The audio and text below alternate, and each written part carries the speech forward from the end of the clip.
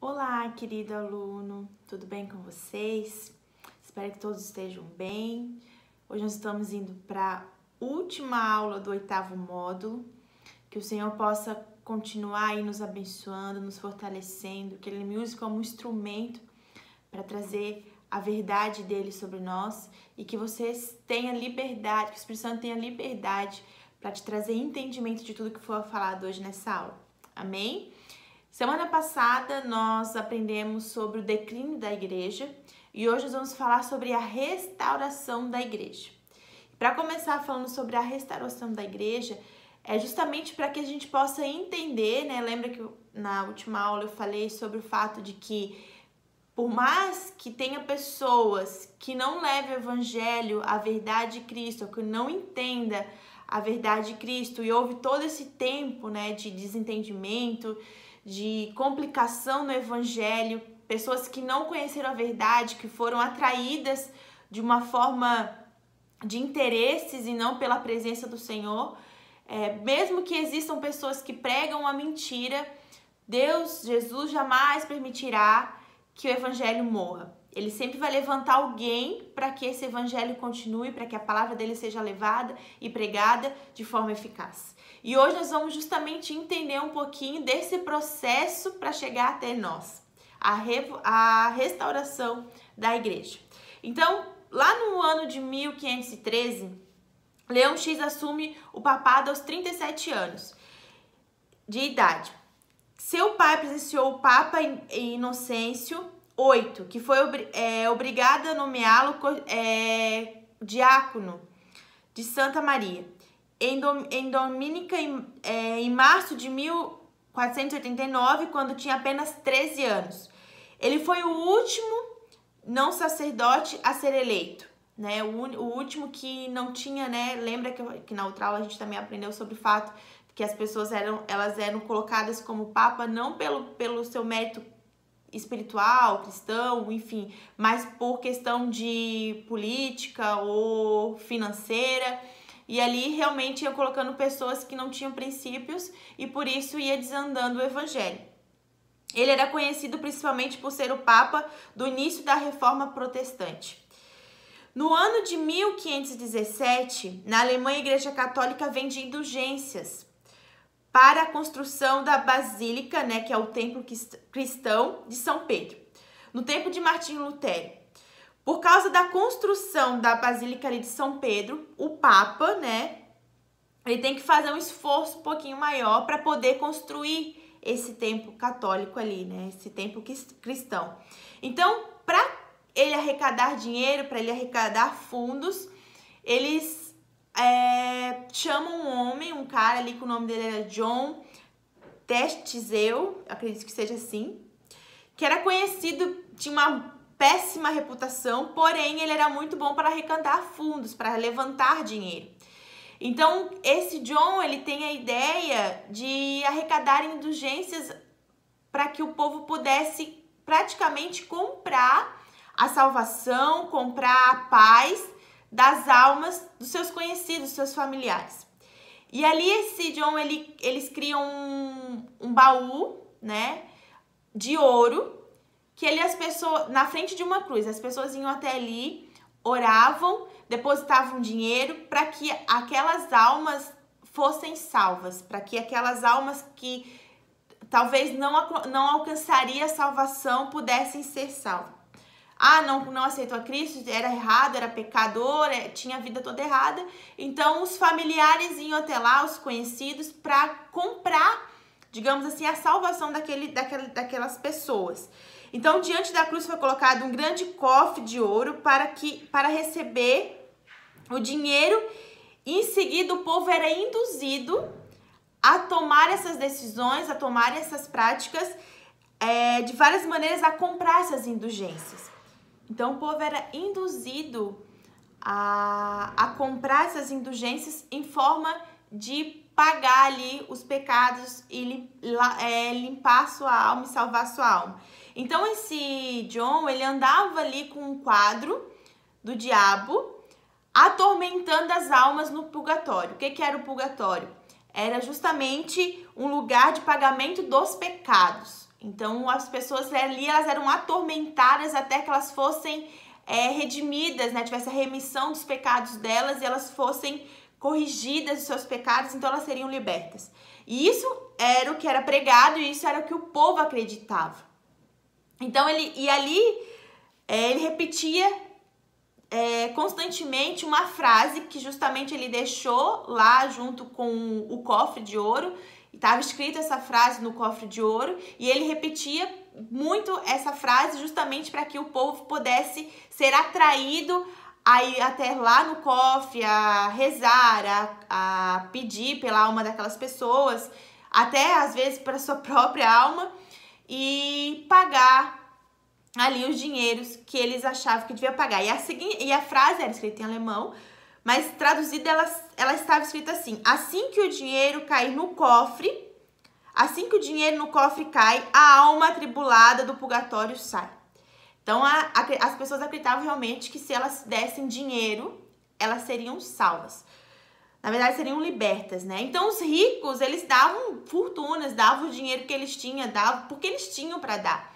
E os camponeses, as pessoas mais simples, elas faziam de tudo, né? Da forma que elas podiam e conseguiam, para que também elas pudessem alcançar e obter o perdão dos pecados. Isso era uma tradição católica, né, de rezar pelas almas, as missas, oferecer dinheiro, para que as pessoas tivessem essa liberdade de seus pecados. No ano de 1517, Lutero lança suas 95 teses contra a Igreja Católica. O Lutero, né, Martinho Lutero, ele se rebelou contra a Igreja Católica. Por quê? Porque ele se questionava muito do que era pregado, do que era ensinado, do que era falado. E no ano ali no 1517, ele cola na porta da igreja ali, né? Ele cola as 95 teses dele contra a Igreja Católica, contra o purgatório, contra aquilo tudo que era pregado, tudo aquilo que realmente não era verdade de Deus. Então ali ele entendia, né, que que a nossa salvação é justamente pela fé. Ela é uma justificação pela fé. Ela é a interpretação da Bíblia e ela é individual. E isso era algo que foi questionando ele. Então, Lutero começa a se questionar. Lutero, ele era um homem jovem, muito culto, estudava direito. Então, ele tinha o seu conhecimento, né? Então, ele se sentiu muito perturbado com algumas questões, com algumas perguntas, com algumas coisas que foram tirando ele dessa certeza da real salvação. E ele não acreditava muito no que estava sendo pregado. Então, Lutero, ele abandona a carreira dele de direito para ele entrar no mosteiro ali, para ele poder se aperfeiçoar nessa verdade, para que ele pudesse ter respostas de todo esse questionamento. Em relação às indulgências, em relação ao purgatório, em relação a tudo que era pregado na Igreja Católica. E quanto mais ele estudava sobre as coisas que eram pregadas na Igreja Católica, mais ele se preocupava com a sua salvação, mais ele se preocupava com aquilo que era com a sua condição pecaminosa e o quanto ele era indigno, né? E tudo isso foi deixando ele cada vez mais preocupado com a verdade. Então ele decidiu ir para Roma, né, a igreja, o centro da religiosidade, né, onde realmente ali o Papa dominava. E ele observou e começou a questionar as obras que eram feitas ali, tanto das pessoas que seguiam, os cristãos que praticavam essas crenças, essas pregações, essas coisas que eles eram induzidos a acreditar. Então, essas orientações da igreja começaram a questionar ele e ele começou a pensar, nossa, né? Será que isso tudo é verdade? Será que não é? Será que... O que está acontecendo? E foi num dia, ele subindo as escadas lá da Catedral de São Pedro, que ele orando ali, né, rezando o Pai Nosso, ele começou, a cada degrau ele ia se questionando, ia se perguntando, e ele começou a orar pelo avô dele para que o avô dele fosse liberto do purgatório. e veio a seguinte pergunta sobre ele: quem pode garantir que tudo isso é verdade? E talvez muitos de nós também fazemos essas perguntas até hoje. Se realmente tudo isso é verdade, se tudo que é pregado é verdade. E Lutero teve esse momento de questionamento. E ele começou a perceber que... E criticar aquelas tradições. Porque ele pensava assim, como que as pessoas, elas são libertas por coisas que elas nem entendem. E ali ele lê no Romanos 1, 16 e 17, ele teve um encontro com Deus, que dizia assim: pelo Espírito Santo veio e vivificou a palavra da verdade. E Lutero percebeu que o justo viverá pela fé. E ali começa uma revolução, porque ele começou a ver que as pessoas, elas buscavam pelas coisas da igreja, mas não pela santidade, não para viver em santo, para ser santo. E se eu pagar, se eu der dinheiro, eu sou perdoado, então eu não faço questão nenhuma de buscar pela santidade, porque eu compro ela. E na verdade nós sabemos que não é assim que funciona. E ali Martinho Lutero comunicou a sua descoberta para a igreja, o seu entendimento, o seu encontro real com Cristo. E ali ele também começa a ser, com certeza, né? Ele vai contra a igreja e ali ele começa a ser também perseguido pela igreja, porque as pessoas condenavam ele, não queria que ele se aproximasse, ele foi excomungado ali, né? Ele foi expulso da igreja católica pelo Papa Leão X. Então ele começou a falar e pregar a verdade de Cristo para todas as pessoas.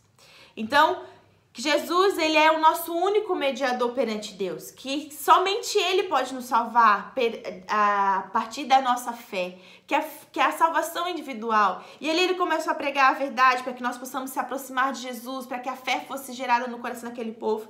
E ali, a sua pregação, com certeza, trouxe pessoas que se interessaram também por aquela verdade, se interessaram pela verdade de Cristo, pela palavra de Deus, pela Bíblia. E ali ele alcançou alguns aptos a essa verdade. E ali aconteceu a divisão da igreja. E ali nasceu a igreja luterana, que tem base teórica, né, na teologia de Martinho Lutero. Então ali começou ali a revolução do que era verdade, do que era induzido o que induzia os cristãos a fazer. Então logo Deus começou a usar outros homens para revelar a palavra dele, para pregar o evangelho dele nos passos seguintes da verdade. Então ali, né, a gente vê que Lutero foi expulso da igreja católica, conseguiu ali aptos para seguir a verdade de Cristo e abrir a sua própria igreja. No ano de 1536, Calvino publica sua principal obra, onde defende a teoria de predestinação, que Deus tem o controle de todas as coisas. O calvinismo marca a segunda fase da reforma protestante. Então, ele tinha apenas 8 anos quando Martinho Lutero publicou as suas 95 teses contra a Igreja Católica. No ano de 1541, Calvino funda a Igreja Calvinista, a futura Igreja Presbiteriana. No ano de 1557, acontece o primeiro culto protestante celebrado no Brasil. Então, nesse ano, um pastor, Pedro Richer, no Rio de Janeiro, na chegada dos huguenotes franceses ao Brasil, foi organizada a primeira Santa Ceia, baseada na verdade, né? E ali começa uma igreja evangélica, uma igreja evangélica. E toda a expedição foi assassinada por 11 meses, depois, num trauma dos jesuítas, mas o sangue derramado deste missionário foi a semente lançada no solo brasileiro para fazer o Brasil a maior nação de convertidos de Jesus no mundo. Então, ali no ano de 557, esse pastor que trouxe o evangelho para o Brasil ali, para o Rio de Janeiro, que fez o seu primeiro culto, a sua primeira Santa Ceia. Por mais que ele não tenha permanecido ali, né, morreu, o seu sangue realmente no solo foi a semente para que o Brasil fosse um país onde o evangelho é pregado desde pequeno. Todo mundo ouve falar de Jesus. E nossa igreja, nosso país, glória a Deus, ele é livre, né, de ser rígido em relação a pregar o evangelho, de falar do nome de Jesus. A gente sabe que em muitos países isso é proibido, até tem pena de morte por isso. Então, glória a Deus pela vida desse pastor que nos deu essa liberdade. E isso começou lá atrás. Então, no ano de 1604, nasce a igreja, na Inglaterra, a Igreja Batista, que era uma igreja que ele era pregada, né, sobre a fé, sobre a salvação, que cada vez mais o cristão passava pelo batismo nas águas, e eles começam a entender que se nós somos salvos pela fé, como criança pode ser batizada, se eles não entendem em relação à fé, eles não têm entendimento do que realmente é certo, do que é errado, e eles não agem com sabedoria para tomar uma decisão em relação a isso. Então eles começam a entender que realmente criança não deveriam ser batizados, porque eles não teriam conhecimento e entendimento do que é certo, do que é errado, para ter arrependimento. Então ali começa também os adultos a serem batizados e baseado pela fé. Wesley ensinava que Cristo não havia somente providenciado um lugar para nós na eternidade, mas que oferecia uma vida eterna e gloriosa no presente. Que nós podemos viver uma vida gloriosa no presente.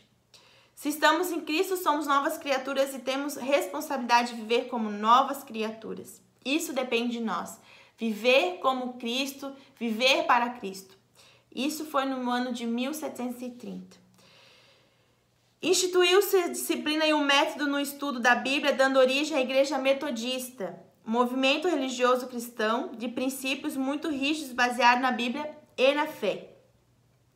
No ano de 1835, Albert Benjamin, ali Deus lançou em mãos de um ministro presbiteriano que pregava a existência de uma provisão de Deus para a cura das doenças do espírito e do corpo, face da natureza dupla do homem, um ser material e espiritual. E ali teve um grande mover, nesse ano teve um grande mover de cura, de pessoas que foram curadas, que foram libertas.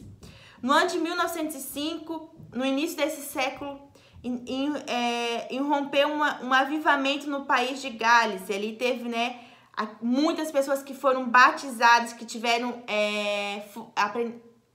mover do Espírito Santo, pessoas que foram orar em línguas, tiveram interpretação de línguas, que foi o avivamento de Azusa.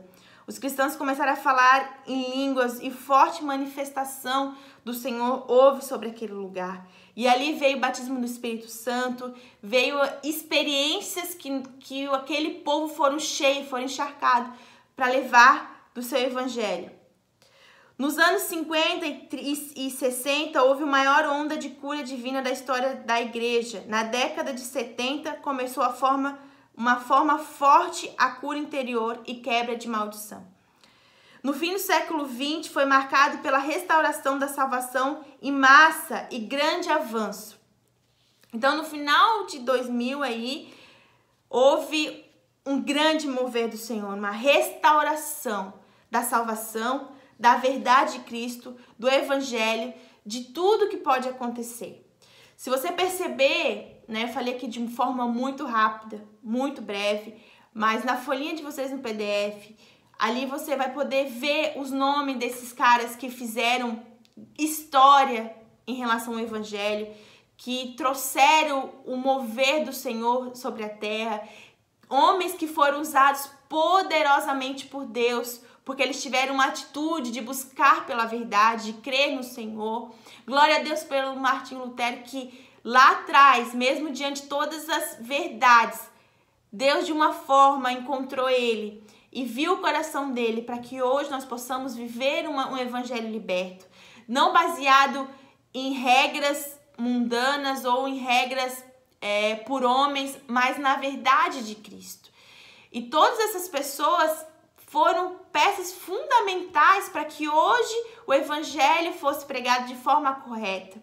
E lembrando, como a gente falou semana passada e também repito essa semana, o Senhor quer que nós possamos ser o fermento verdadeiro para aumentar essa massa do evangelho, do povo cristão que vive pela fé, que reconhece que sem Cristo nada somos, que reconhece que Jesus é nosso único intermediador perante Deus e que o Espírito Santo nos dá essa liberdade de ter o contato com o nosso Pai.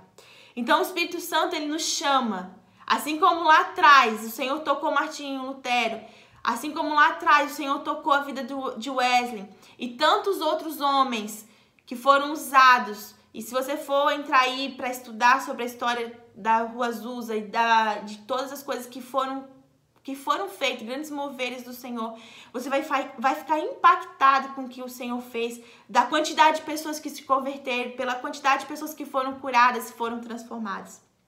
E isso não parou lá naquele tempo, isso não parou naquele ano. Pelo contrário, o Senhor espera que nós possamos ser essas pessoas que levam o evangelho, que leva a cura, que leva a transformação, que não tem medo de falar a verdade, assim como lá atrás Martinho não teve medo de colocar as suas 95 teses.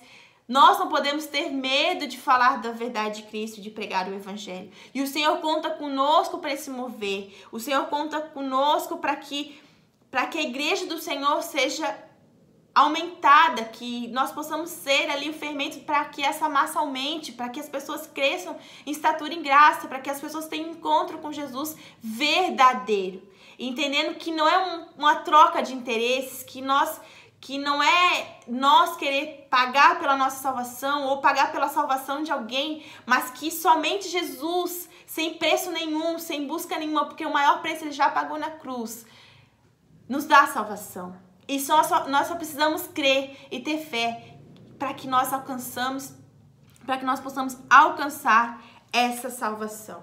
Então, que nós possamos ser sim, filhos de Deus, pessoas que creem em Deus, para que a restauração da igreja continue, que ela permaneça e que nós possamos ser sim as pessoas que façam a diferença. Talvez você seja a próxima pessoa que vai mudar a sua casa, que vai mudar a sua geração, que vai mudar história, que vai mudar o nosso país. Então não desista, mas que nós possamos agradecer todos esses homens que de alguma forma contribuíram para que hoje nós possamos estar aqui ouvindo a verdade de Cristo. Amém? Essa aulinha que eu queria estar passando hoje, eu tentei resumir o máximo, de forma rápida, mas queria muito que você, no seu PDF, você visse ali os anos, fosse pesquisar, fosse a fundo, buscasse, pela palavra de Deus. Essas aulas foram mais realmente históricas, mas é para que nós possamos entender que tudo também parte de uma forma teórica para que nós possamos ser usados por Deus. Então era isso que eu queria passar hoje, que nós possamos ser libertos de qualquer engano, de qualquer mentira, mas que qualquer dúvida que nós possamos ter, nós possamos encontrar no Senhor. Quando o Martinho estava subindo aqueles degraus, ele estava olhando o Pai Nosso, e ali o Senhor encontrou ele, revelou a ele a verdade, e ele se questionou. Então, se você está se questionando, busque pela verdade. Busque por aquilo que o Senhor tem para a sua vida e não deixe que o engano entre na sua casa, entre na sua mente, mas que você seja liberto de toda armadilha que possa estar sobre a sua mente. Amém? Essa era a aulinha de hoje. Espero que você tenha entendido. Deus abençoe a sua vida e até a próxima aula.